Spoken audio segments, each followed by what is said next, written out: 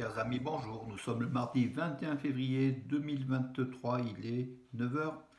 Quelques news de l'Arménie, de l'Artsakh et de la diaspora arménienne. Tout d'abord, le 21 février, le jour de l'exécution du groupe Manouchian, donc le 21 février 1944 au Mont Valérien, avec Misak Manouchian, le chef de ce groupe justement de résistants arméniens, de résistants de France, étrangers, dont certains étaient d'origine arménienne, d'autres étaient d'origine juive, hongroise, italienne, voilà, donc pas mal d'étrangers en fait, voilà, engagés pour lutter contre les nazis. Aujourd'hui, donc, beaucoup de villes en France vont commémorer ce 79e anniversaire de l'exécution de Misak Manouchian et de ses compagnons. À Valence, à 11 heures, à la place Manouchian, donc il y aura aussi une cérémonie, comme dans beaucoup de villes de France. Voilà. Les médias ont évoqué largement donc, ces derniers temps donc, le souvenir de Misak Manouchian et sa panthéonisation qui va sans doute être annoncée pour 2024. Voilà une bonne chose.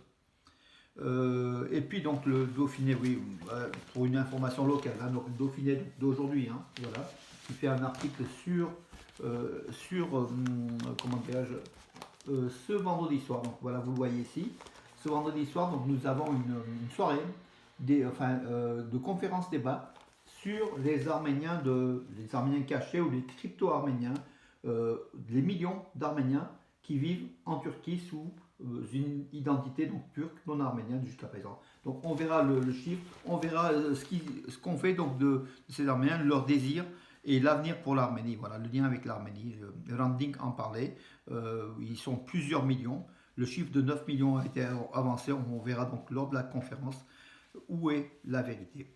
L'info, c'est Édouard Philippe, l'ex-premier ministre français, est en Arménie. Il est à Goris, à la frontière entre l'Arménie et l'Artsakh, juste avant le corridor de la Chine, à la rencontre des populations arméniennes du Haut-Karabakh qui subissent un blocus inadmissible. C'est ce qu'écrit Édouard Philippe, l'ex-premier ministre donc, de France. Voilà. Le Conseil de sécurité de l'ONU doit adopter une résolution, je lis son Twitter en fait, une résolution pour contraindre l'Azerbaïdjan à mettre fin à ce drame. J'espère que la France en prendra l'initiative. Il publie plusieurs photos à Goris, à Noravank, voilà, donc les rencontres avec la population locale.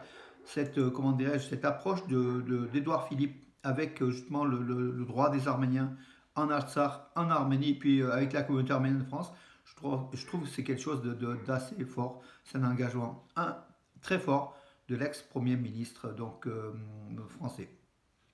L'Union européenne a commencé hier à déployer les observateurs à la frontière entre l'Arménie et l'Azerbaïdjan.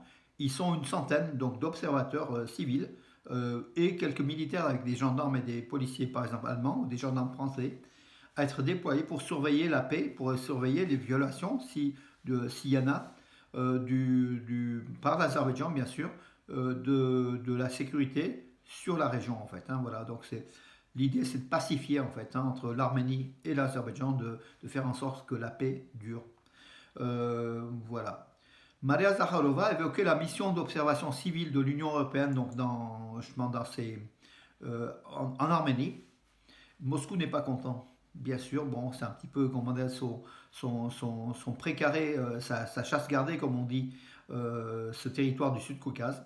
Et Moscou n'est pas content que l'Europe mette le pied. Voilà, mais le problème, c'est que Moscou, depuis 2 ans pratiquement, ça ne répond pas aux demandes des Arméniens. Heureusement que l'Europe a compris, l'Union européenne. Heureusement que la France, chef de file, a compris pour venir en aide aux Arméniens. Donc, voilà, donc pour que le territoire souverain de l'Arménie soit protégé.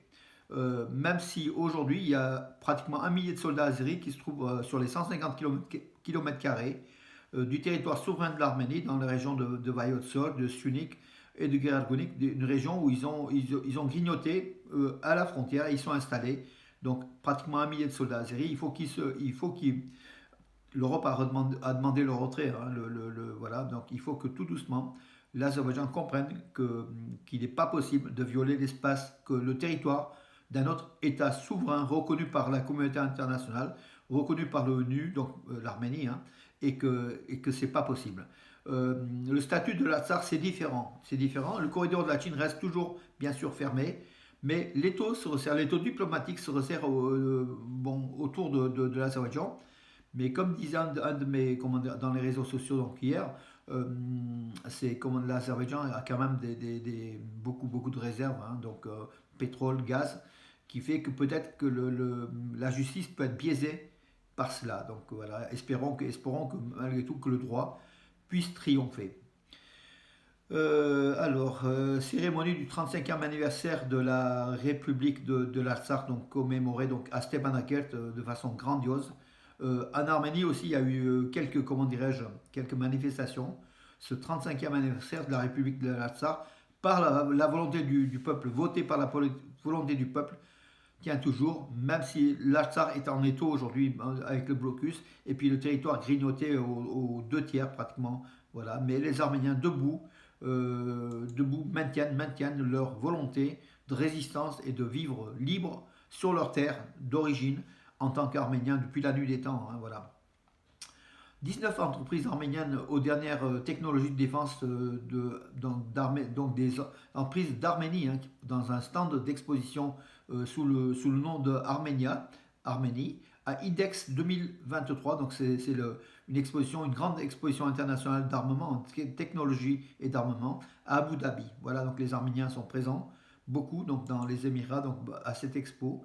Sans doute les Arméniens fabriquent des éléments technologiques qui sont notamment en milieu de technologie de l'information, qui sont peut-être aujourd'hui commercialisables, vendables. Donc du coup, les Arméniens cherchent sans doute des partenariats ou des débouchés à leur recherche, puisque pendant que l'Arménie, même soumise au niveau des technologies, nos ingénieurs avancent très très fort.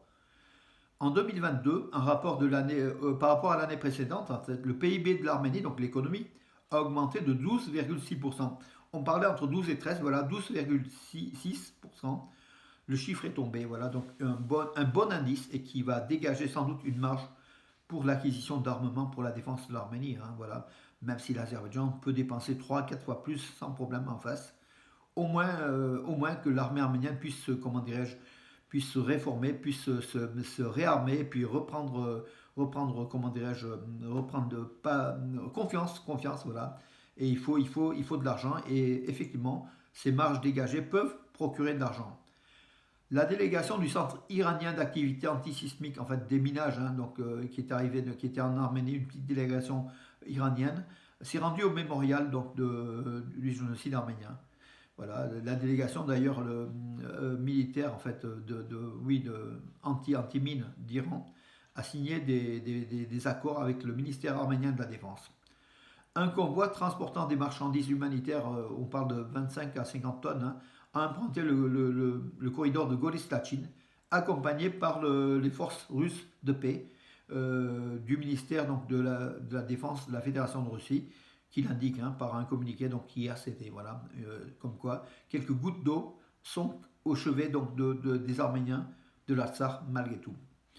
En Arménie, les co-rapporteurs de l'APC, donc c'est l'Europe en fait, le Conseil de l'Europe, hein, voilà, sont rendus dans la région de Geralkonik et ont documenté les dégâts causés par la guerre, par l'attaque surprise de l'Azerbaïdjan le 13-14 septembre dernier. Ils ont été donc dans la région de Geralkonik. Ils ont visité certains lieux qui ont été près de Vartenis, qui avaient été touchés, dont Sotk, et d'autres villages qui ont été touchés par les tirs azéris, par l'attaque azérie qui comptait récupérer le sud de l'Arménie, pas récupérer, prendre aux Arméniens le sud de l'Arménie, les Ankezout. Voilà, c'était la volonté d'Aliyev, qui n'a pas abouti, mais qui a coûté aussi la vie à 220, 240 soldats arméniens. Peut-être il y en a autant, voire plus du côté azéri, mais en tout cas, c'est une attaque sur le territoire souverain de l'Arménie d'un agresseur, voilà, donc l'agresseur azéri. Alors, qu'est-ce que je voulais aussi vous dire pour finir, peut-être, tout simplement, mes amis, oui, au niveau de football, les Arméniens ont perdu face aux Lituaniennes un match amical 1-0. Donc, elles avaient perdu le premier match amical 3-1. Maintenant, c'est 1-0. Il y a du mieux. Voilà, on y croit. Les Arméniens progressent au niveau du football, au niveau de l'équipe nationale de foot d'Arménie. Hein. Voilà. Et puis le père, donc on avait vu donc samedi une très très belle émission d'une demi-heure presque sur CNews, à midi pratiquement, à une heure de grande écoute, dans la série Les belles figures de l'histoire.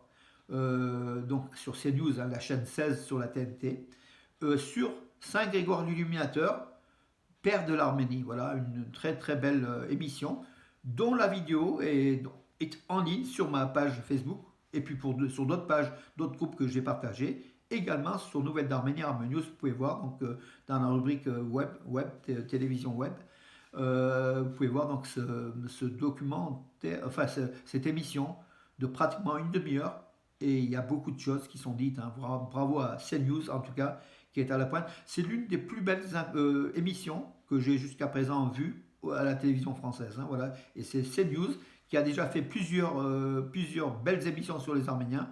Ça continue, mes amis, il faut y aller, il faut regarder, et puis il faut peut-être mettre des messages à l'adresse de CNews pour encourager les médias à parler de l'Arménie, des Arméniens, de l'histoire de l'Arménie. Donc le Saint Grégoire l'Illuminateur, ça a été fait dans le détail historique avec Philippe Soukiassian, qui est un personnage très connu en France de l'église arménienne, hein, voilà, qui est historien aussi, qu'on salue, hein, Philippe Soukiassian.